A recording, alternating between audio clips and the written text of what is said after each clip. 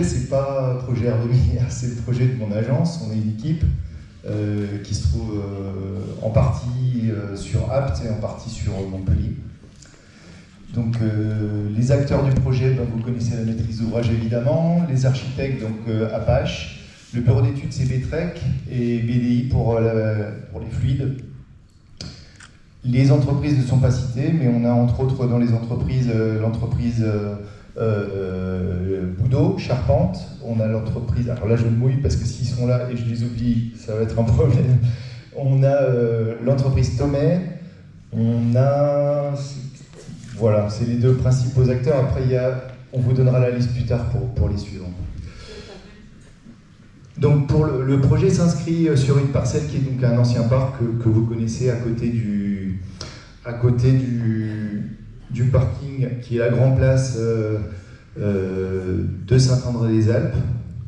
Donc on a cherché à s'inscrire dans la trame existante du village avec une salle qui va s'ouvrir sur la future Grand Place qui j'espère un jour passera d'être un parking à une place un peu plus qualitative, mais ça, il faut du temps.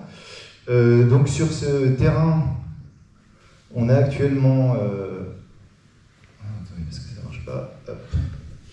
Voilà. Donc sur ce terrain, on avait ce parc existant qu'on retrouve ici, et d'ailleurs qui intègre une parcelle ici qui est privée, donc il y a une erreur, avec des arbres, un certain nombre d'arbres qualitatifs, d'autres un peu moins. On a essayé dans le projet de conserver le maximum de sujets. Donc là on voit les sujets qu'on a dû déposer dans le cadre du projet. Alors on a dû déposer des arbres mais on construit avec du bois, donc tout ça, ça prend sens aussi. Donc on voit un petit peu la zone d'implantation du projet qui est plutôt sur la droite, et sur la gauche une conservation, une partie du parc qui est conservée, avec une salle multifonctionnelle donc qu'on voit ici, qui s'ouvre sur la grande place de Saint-André, et une partie qui est plus privative, qui est l'espace où s'installera l'administration de la communauté de communes, avec un accès à l'articulation entre le bâtiment de droite et la salle polyvalente.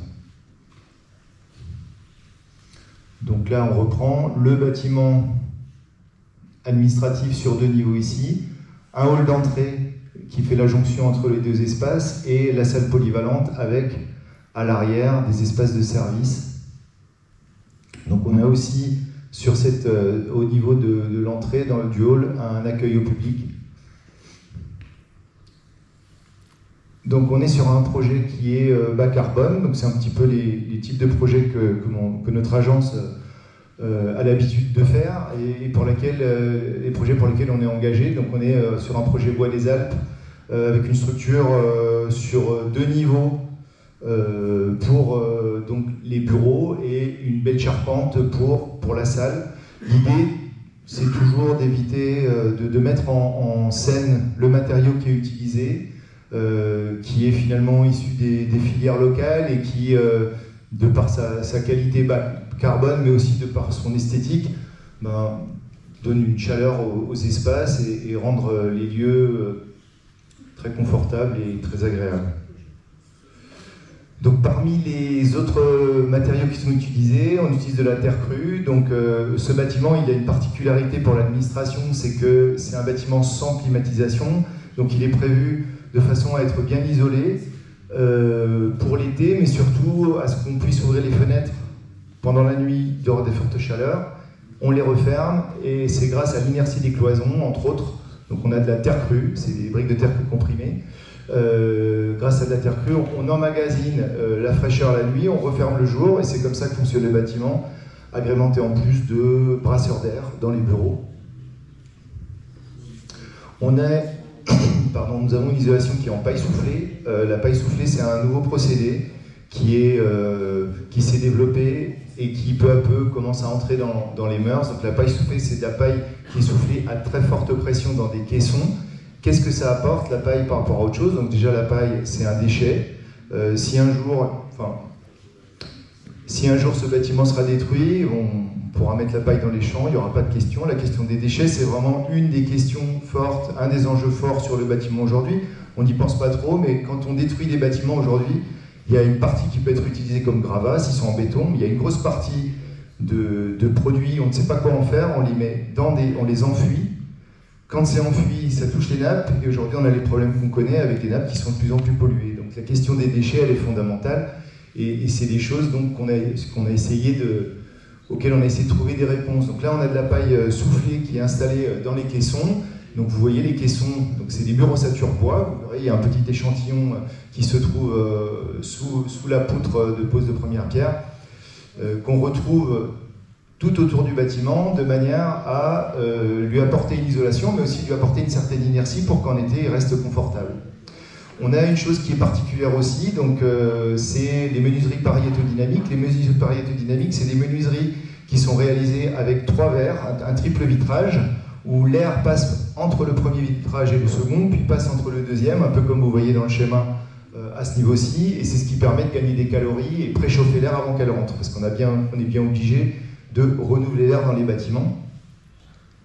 Donc ça, c'est pour les 2 parties qui sont des parties d'innovation. Ensuite, en termes d'architecture, on est sur une architecture qui est dite bioclimatique, c'est-à-dire on va prendre des calories. Donc d'abord, il y a la question de l'ensoleillement. Donc l'intérêt de l'ensoleillement, c'est apporter des calories en hiver et s'en protéger en été. Donc on a un système de protection des vitrages qui n'apparaît d'ailleurs pas sur ce dessin, je suis désolé, mais il y a une protection des vitrages sur la partie sud. Donc c'est un bâtiment qui est orienté nord-sud avec les bureaux et les salles principales qui sont orientées sud, et nous avons donc des protections solaires pour l'été, et ces protections elles permettent d'avoir des gains solaires pour réchauffer les espaces et participer ainsi au confort été comme hiver.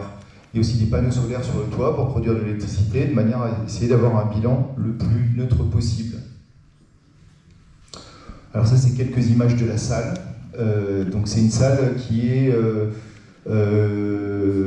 constituée de matériaux bruts. Donc dans notre démarche, on évite les faux plafonds, on essaie d'éviter les peintures quand on peut. On présente les matériaux tels qu'ils sont. On a du béton passé à l'hélicoptère au sol, c'est comme une sorte de béton ciré. On a une charpente bois des Alpes qui parle d'elle-même et qui donne une qualité d'ambiance qui est celle qu'elle est, avec de la lumière naturelle, des vues, de l'acoustique aussi. Une salle qui a une mauvaise acoustique, c'est une salle qui est inconfortable et dans laquelle on se fatigue à force d'y être et d'y passer du temps. Là on a une image qui date un peu du concours, mais où on voit le shed en partie haute qui s'ouvre et qui permet de ventiler la nuit, les murs en terre crue, les sols, et je crois que ça c'est la dernière image où on voit le grand shed ici qui va permettre d'apporter le confort, surtout dans les fortes chaleurs. Après le confort lumineux toujours, mais le confort de ventilation grâce à ce point haut et un tirage thermique qui va se faire naturellement. Je crois que j'ai fait un peu le tour.